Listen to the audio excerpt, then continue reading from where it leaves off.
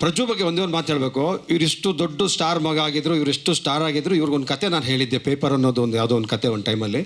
ನಾನು ಸ್ವಲ್ಪ ಆರ್ಟಿಸ್ಟು ಆಗಿರೋದ್ರಿಂದ ಕತೆ ಹೇಳಬಾರ್ದಂದ್ರೆ ಸ್ವಲ್ಪ ಪರ್ಫಾರ್ಮೆನ್ಸ್ ಎಲ್ಲ ಮಾಡಿಬಿಡ್ತೀನಿ, ಸ್ವಲ್ಪ ಎಕ್ಸ್ಟ್ರಾ ಇದು.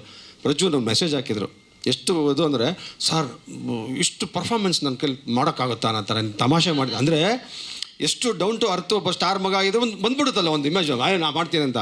ಬಟ್ ಒಬ್ಬ ಡೈರೆಕ್ಟ್ರಿಗೆ ಅವ್ರು ಹೆಂಗೆ ಸರೆಂಡರ್ ಆಗಿದ್ರು ಅದು ಕೇಳ್ಕೊಂಡಿದ್ರು ಅಂದರೆ ನಾನು ಅದನ್ನು ಹೇಳಬೇಕಾಯಿತು ನಿಮ್ಮ ಮುಂದೆ. ಅದು ಇನ್ನೂ ನನ್ನ ತಲೆಯಲ್ಲಿದೆ. ತುಂಬ ಜನಕ್ಕೆ ಆ ಇನ್ಸಿಡೆಂಟ್ನ ಹೇಳ್ತೀನಿ. ಅವ್ರದ್ದು ಎಷ್ಟು ಅಂದರೆ ಸ್ಟಾರ್ ಆಗಿದ ತಕ್ಷಣ ಬೇರೆ ರೀತಿ ಥಿಂಕ್ ಮಾಡ್ತಿದ್ರು, ಅದು ಆಗಿಲ್ಲ.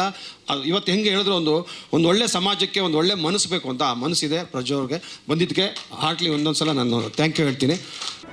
ಜಿ ಕನ್ನಡ ನ್ಯೂಸ್ ಈಗ ನಿಮ್ಮ ಮನೆಯಲ್ಲೇ ನೋಡಿ. ಎಲ್ಲ ಕೇಬಲ್ಗಳಲ್ಲಿ ಈಗ ಲಭ್ಯ.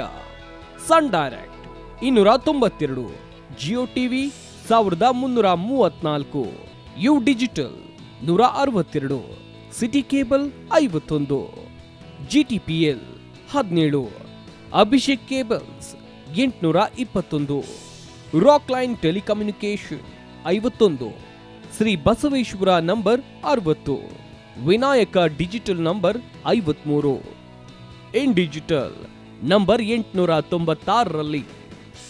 ನಿಮ್ಮಿಸ್ತದ ಜಿ ಕನ್ನಡ ನ್ಯೂಸ್ ನೋಡಿ ಆನಂದಿಸಿ.